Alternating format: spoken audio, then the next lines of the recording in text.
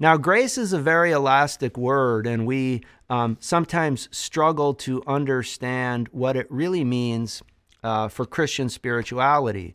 We're very familiar with tangible uses of the word grace, like when we say grace before meals, that is, we give thanks.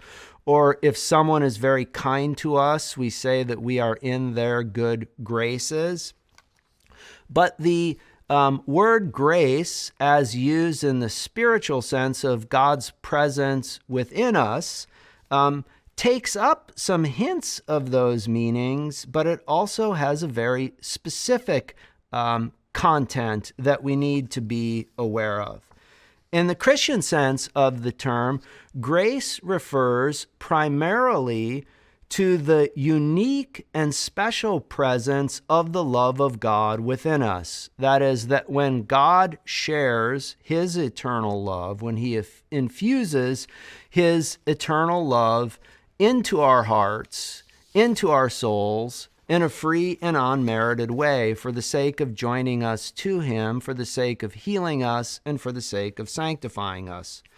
Sometimes today, that sense of grace as a reality that is poured into us or infused into the heart is lost. So I want to spend a minute on the New Testament teaching on grace so that we can refine our thinkings and be drawn to clarity by what has been revealed.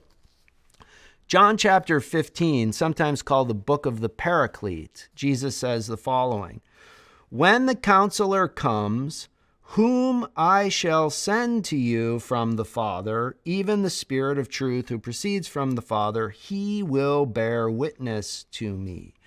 So Christ will send the Spirit, he teaches, and the Spirit that is sent will work within us, will agitate within us to bear witness to the truth of Christ.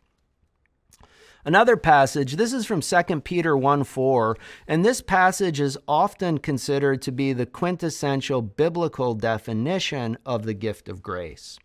Here Peter says, "By which He has granted us to be His precious and very great, granted to us His precious and very great promises, that through these you may escape from the corruption that is in the world because of passion, and become partakers of the divine nature."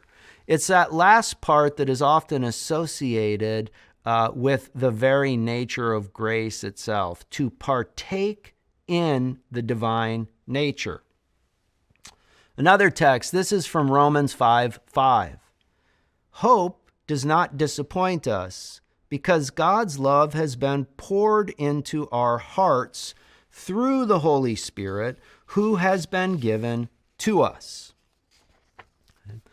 All of these biblical texts, and of course we could look at many others, speak of an interior participation or indwelling of God in the human soul or the heart, which we understand to be grace.